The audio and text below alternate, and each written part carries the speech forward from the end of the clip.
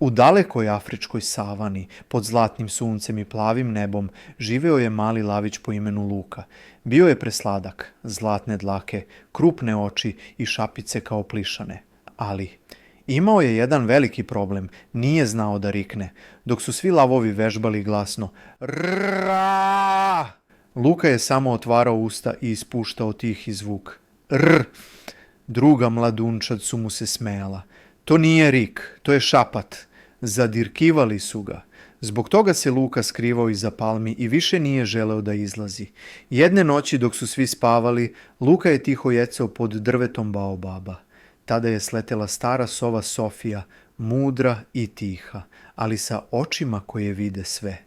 "Zašto plačeš, mali lavče?" upitala je nežno. "Ne umem da riknem. Nisam pravi lav", odgovorio je Luka. Sofija se nasmešila. "A ko ti je rekao da moraš da budeš glasan da bi bio snažan?" Zavukla je krilo ispod sebe i izvadila malu knjigu.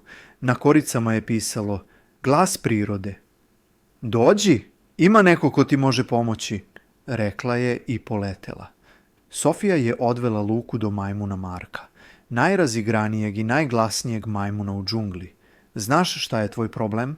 pitao je Marko. "Ti pokušavaš da rikneš kao drugi, a moraš da pronađeš svoj glas." Započeli su igru. Pogodi životinju po glasu.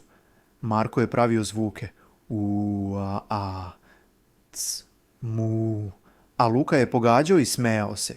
Kroz igru Luka je naučio da sluša i u tom slušanju počeo je da osjeća ritam i snagu, ali još uvek nije znao da rikne.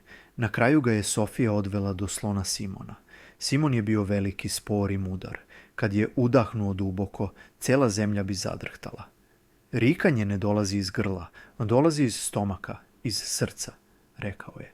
Simon mu je pokazao kako da diše, kako da stoji i kako da veruje sebi. Luka je pokušavao i pokušavao, sve dok jednog jutra, kada je sunce izašlo nad savanom, "Ra", odjeknulo je. Snažno, sigurno, njegovo. Cijeo lavlji čopor je stao. Mali Luka je riknuo. Pravi, snažan rik.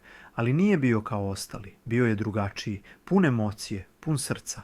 Od tada ga više niko nije zadirkivao. Deca lavova su tražila da im baš on priča priče. Sova Sofija ga je nazvala lav sa glasom srca, a majmun Marko je rekao: "Naučio si da nisi mali zato što si tih. Ti si velik zato što si svoj." Pravi lav ne mora da rikne kao svi.